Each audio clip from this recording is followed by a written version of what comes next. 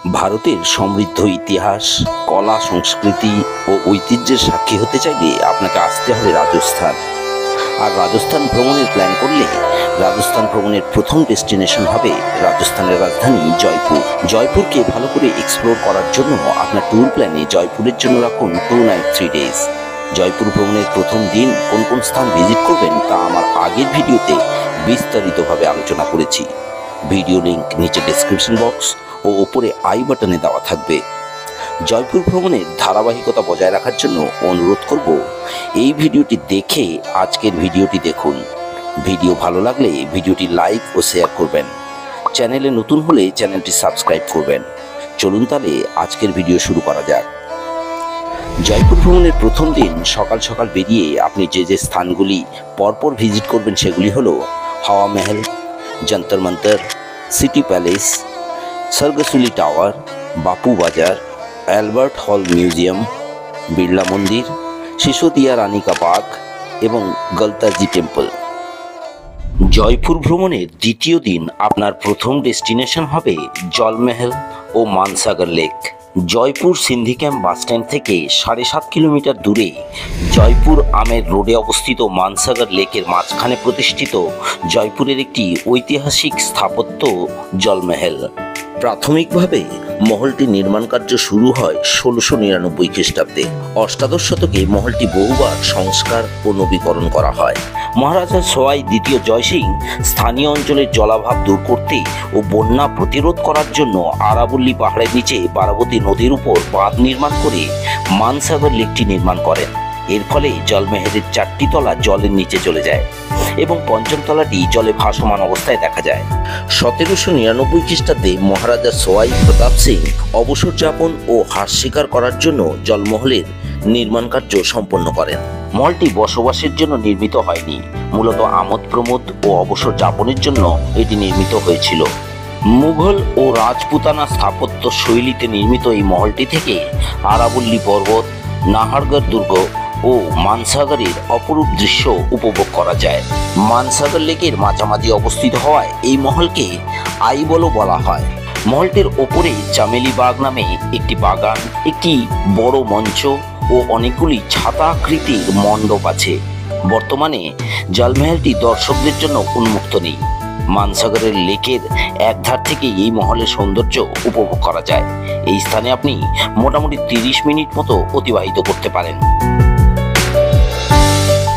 মানসাগর লেকের জলমহল view point থেকে 5 kilometre ও জয়পুর শহর থেকে 11 কিলোমিটার দূরে আরাবল্লী পাহাড়ের কোলে নির্মিত আমের ফোর্ট বা আম্বার ফোর্ট জয়পুরের একটি প্রাচীন ঐতিহাসিক দুর্গ।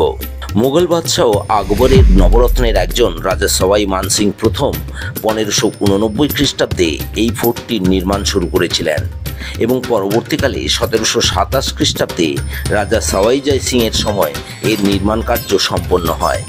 জয়পুরের কাছোয়া রাজপরিবারের ঐতিহ্য, পরম্পরা, কলা ও সংস্কৃতি, বৈভব ও পরাক্রমের এক অসাধারণ নিদর্শন এই ফোর্টটি। মুঘল ও রাজপুতানা স্থাপত্য শৈলীতে নির্মিত এই ফোর্টটি 2013 সালে ইউনেস্কো ওয়ার্ল্ড হেরিটেজ সাইটের মর্যাদা লাভ করে। জয়পুরের দর্শনীয় স্থানগুলির মধ্যে আমের ফোর্ট অন্যতম প্রধান আকর্ষণ। মূল ফোর্টের মুখ্যদ্বার সুরজপোল পর্যন্ত পৌঁছানোর জন্য 10-15 মিনিট হেঁটে উঠতে হয়, অথবা হাতির পিঠে করেও এখানে পৌঁছানো যেতে পারে। সমগ্র ফোর্টটি 4টি কোর্টইয়ার্ড বা প্রাঙ্গণে বিভক্ত। মুখ্য দ্বার দিয়ে প্রবেশ করলে প্রথম কোর্টইয়ার্ড জালেব চকে পৌঁছানো যায়। এটি ছিল রাজার সেনাদের প্যারেড গ্রাউন্ড। দ্বিতীয় কোর্টইয়ার্ডটি হলো দেওয়ানে আম। এখানে রাজা সাধারণ মানুষের অভাব অভিযোগ শুনতেন। তৃতীয় কোর্টইয়ার্ডে প্রবেশ করতে হয় গণেশ পোল দিয়ে, যা অসাধারণ কিছু ফ্রেস্কো পেন্টিং ও শিল্পকার্যের দ্বারা সজ্জিত।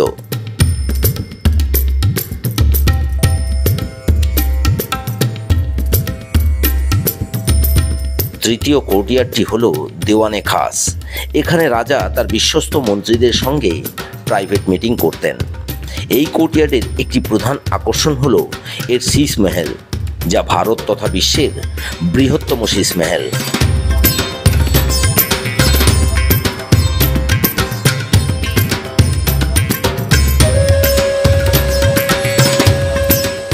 এই কোর্টইয়ার্ডের ওপরের অংশটি সোহাগ মন্দির ও যশ মন্দির নামে পরিচিত এবং সামনের অংশটি সুখ মন্দির নামে পরিচিত।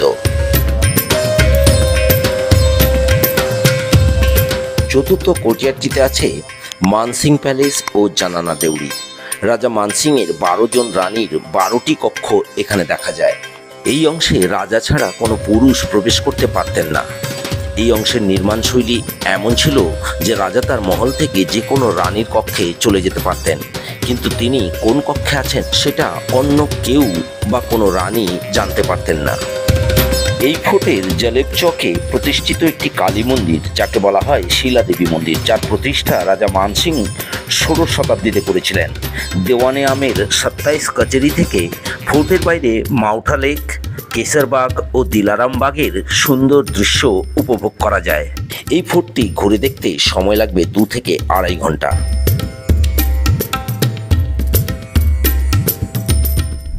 আমের ফোর্টের পর আপনার পরবর্তী গন্তব্যস্থল হবে জয়গড় ফোর্ট। জয়পুরের সবচেয়ে শক্তিশালী দুর্গ হল এই জয়গড় ফোর্ট।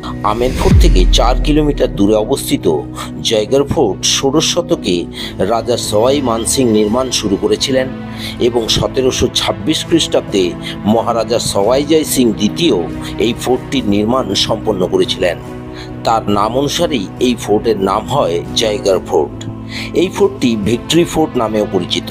ফোর্টটি আরাবল্লী পর্বতে ঘেরা চিল্কা টিলা নামক পাহাড়ি অঞ্চলে প্রতিষ্ঠিত এবং প্রায় 3 কিলোমিটার অঞ্চল জুড়ে বিস্তৃত। এই ফোর্টটি আমের ফোর্টের সুরক্ষার জন্য নির্মিত হয়েছিল এবং প্রায় 2 কিলোমিটার লম্বা একটি সুড়ঙ্গ পথ দ্বারা জয়গড় ফোর্টের সঙ্গে আমের ফোর্টটি সংযুক্ত। এই সুড়ঙ্গ আপৎকালীন পরিস্থিতিতে রাজার পরিবারকে আমের ফোর্ট থেকে জয়গড় ফোর্ট পর্যন্ত নিরাপদে নিয়ে আসার জন্য নির্মিত হয়েছিল। এছাড়া এই ফোর্টটি রাজা জয় সিংয়ের আর্মি হেডকোয়ার্টার হিসেবে ব্যবহৃত হতো। জয়গড় ফোর্টের একটি প্রধান আকর্ষণ হল এখানে রাখা 88 শতকে নির্মিত পৃথিবীর সবচেয়ে বড় কামান, যার নাম হলো জয়বান তোপ এবং এর ওজন ছিল প্রায় 250 টন। এই কামান দিয়ে প্রায় 35 কিলোমিটার দূর পর্যন্ত বারুদের গোলা নিক্ষেপ করা যেত। জয়গড় ফোর্ট কমপ্লেক্সটি অনেকগুলি সেকশনে বিভক্ত, যেমন জলেব চক, যেখানে রাজার সেনাবাহিনী কুচকাওয়াজ ও যুদ্ধাভ্যাস করত, সুভত নিবাস, যেখানে রাজা তার সেনাবাহিনীর সঙ্গে মিটিং করতেন, খিলবতী নিবাস, যেখানে সেনাপতি ও মন্ত্রীদের মধ্যে গোপন মিটিং হতো, লক্ষ্মী বিলাস, যেখানে ছিল রাজার বাসস্থান, বিলাস মন্দির, যা ছিল রানীদের বাসস্থান, ললিত মন্দির, যা ছিল রাজার গ্রীষ্মাবকাশের স্থান, কঠপুতলি ঘর, যেখানে নানা মনোরঞ্জনমূলক অনুষ্ঠান আয়োজিত হতো।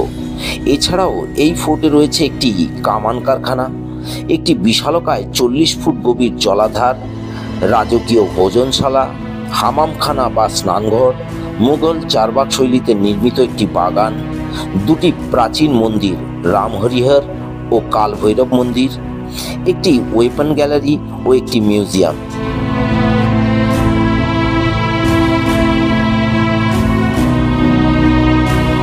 সমগ্র ফোর্টটি ঘুরে দেখতে সময় লাগবে 2 থেকে 2.5 ঘন্টা।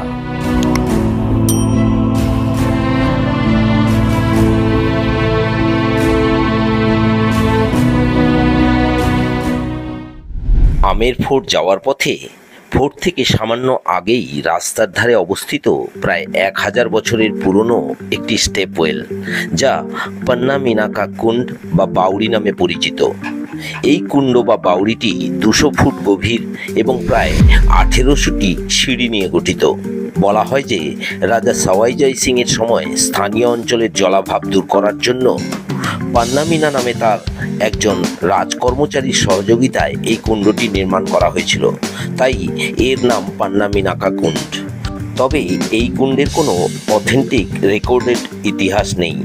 অন্য একটি মত অনুসারে রাজপুতদের পূর্বে এই অঞ্চলে মিনা নামক একটি জনজাতি শাসন করত এবং পান্না মিনা নামক এই জনজাতির এক শাসকের দ্বারা এই কুণ্ডটি নির্মিত হয়েছিল। ইতিহাস বা জনশ্রুতি যাই থাক না কেন, এই জায়গাটি পর্যটকদের পাশাপাশি বলিউডের চিত্র পরিচালকদের কাছেও বেশ আকর্ষণীয়। ধড়ক, দাবাং প্রভৃতি সিনেমার শুটিং এখানে হয়েছে। কুণ্ডের পাশেই প্রতিষ্ঠিত বিহারিজি কা মন্দিরটিও স্থাপত্যের দৃষ্টিভঙ্গিতে বেশ আকর্ষণীয়। জয়গড় ফোর্ট দেখে চলে আসুন নাহারগড় ফোর্ট। আমের ফোর্ট থেকে 10 কিলোমিটার দূরে ও জয়গড় ফোর্ট থেকে 5 কিলোমিটার দূরে আরাবল্লী পর্বতের কোলে এই ফোর্টটি অবস্থিত। 1734 খ্রিস্টাব্দে মহারাজা সওয়াই জয় সিং সিটি প্যালেস ব্যতীত তার একটি বিকল্প বাসস্থান হিসেবে এই ফোর্টটি নির্মাণ করিয়েছিলেন। পরবর্তীকালে তার বংশধরেরা এর সংস্কার ও নবীনীকরণ করিয়েছিলেন। এই ফোর্টের প্রধান অংশটি হল মাধবেন্দ্র ভবন। রাজা সওয়াই মাধো সিং তার 9 জন রানীর জন্য 9টি সামার প্যালেস ও 9টি উইন্টার প্যালেস এখানে নির্মাণ করিয়েছিলেন ও নিজের জন্য একটি বড় প্যালেস নির্মাণ করেছিলেন। এই প্যালেসগুলির অসাধারণ কারুকার্য চিত্রকলা পর্যটকদের আকর্ষিত করে।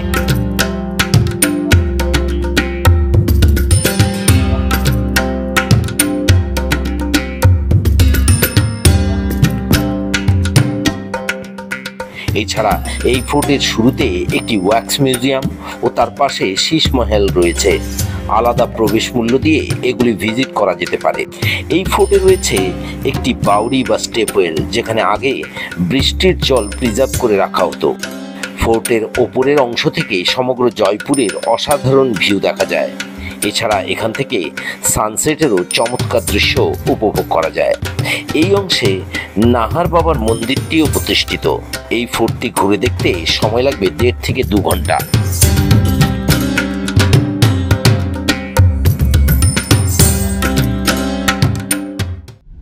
দ্বিতীয় দিন সবশেষে সময় থাকলে সন্ধ্যায় যেতে পারেন জয়পুরের সবচেয়ে পুরনো মার্কেট জোহরি বাজার। জোহরি বাজার প্রসিদ্ধ নানা প্রকার জুয়েলারি আইটেমের জন্য।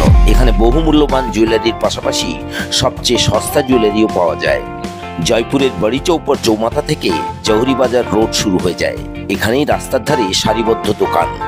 এখানে নানা প্রকার প্রেসিয়াস ও সেমি প্রেসিয়াস জুয়েলারি ও জেম স্টোনের পাশাপাশি সস্তা অক্সিডাইজ জুয়েলারি শপিং করতে পারেন।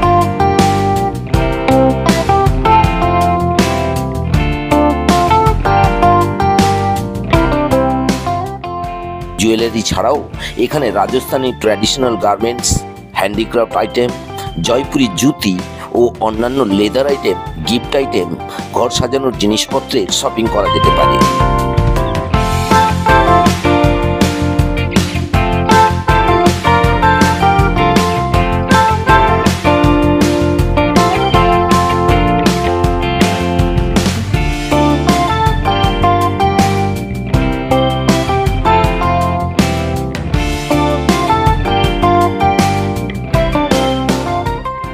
শপিং এর পাশাপাশি এখানে নানা রকম স্ট্রিট ফুডেরও স্বাদ নিতে পারেন।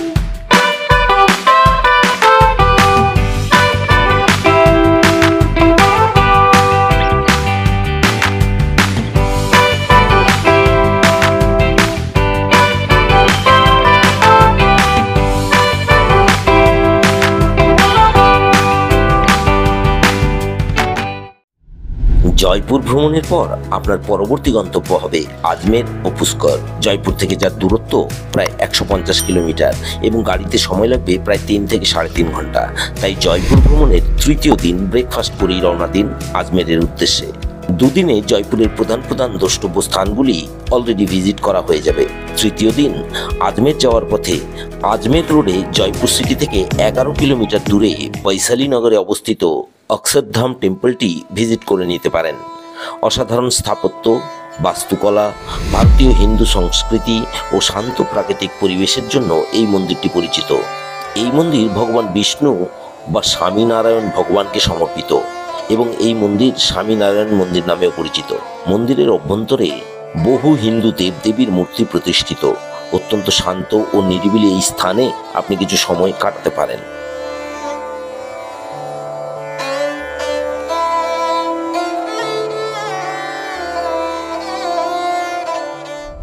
জয়পুরের প্রধান প্রধান ট্যুরিস্ট অ্যাট্রাকশনগুলি সম্পর্কে আমার আগের ভিডিও ও আজকের ভিডিও কেমন লাগলো নিচে কমেন্ট করে জানাতে ভুলবেন না। ভিডিও ভালো লাগলে লাইক ও শেয়ার করুন। এরকম আরও ভিডিও দেখার জন্য চ্যানেলটি সাবস্ক্রাইব করে আমাকে মোটিভেট করতে পারেন। আজকের ভিডিওটি দেখার জন্য ধন্যবাদ। শীঘ্রই ফিরছি আজমের ও পুষ্করের ভিডিও নিয়ে।